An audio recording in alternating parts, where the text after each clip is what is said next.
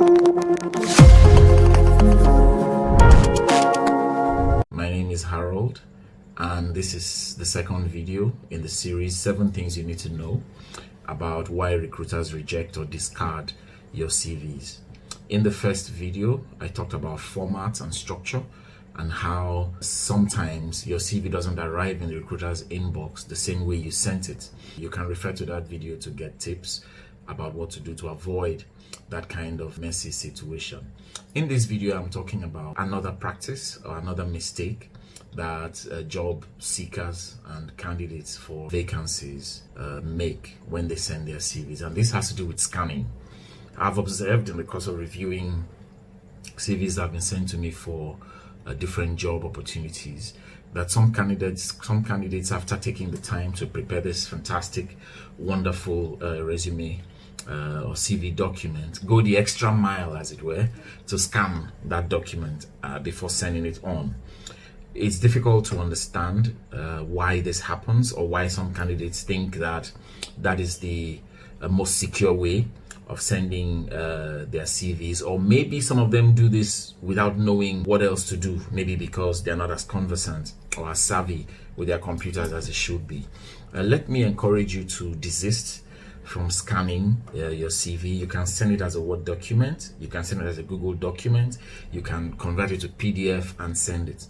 Scanning creates a couple of problems for the recruiters, and I'll just share a few of them here. One of them is when you scan, sometimes the scanning equipment or machine saves each page as a separate picture file.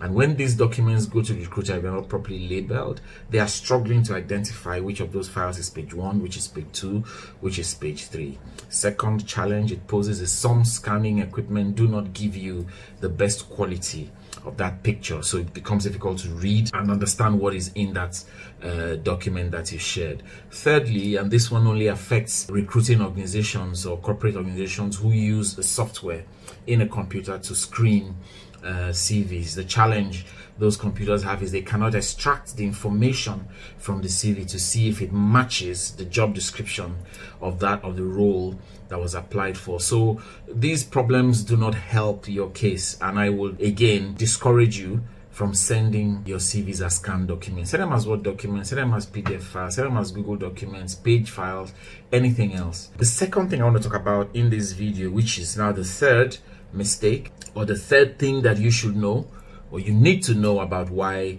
recruiters discard your CV, is when some candidates send their CVs as links or URLs to a Google document file sitting somewhere on the Google server. Now, I appreciate the leap in technology. This is great, because why send a file when you can send a link? Why send an attachment and increase the size of the email and clog up the bandwidth? If you are the kind of candidate who would rather send your CV as a link to a Google document or to whatever Dropbox or whatever big file transfer software that you use, let me encourage you to be certain, first of all, that you give the recruiter access to that file or to that link. I've had candidates sending CVs as links, and I needed permission from them to open those documents. Not every recruiter will be patient with this. Some will just move on. In the case of the scanned CVs that I just talked about, how is a computer going to access such a file? It is almost impossible. So you are just putting more hurdles in the path of getting a recruiter to evaluate or review your CV accordingly. So maybe you want to refrain from doing that and just send it as an attachment. It's a very simple process, and it makes life easy for everyone.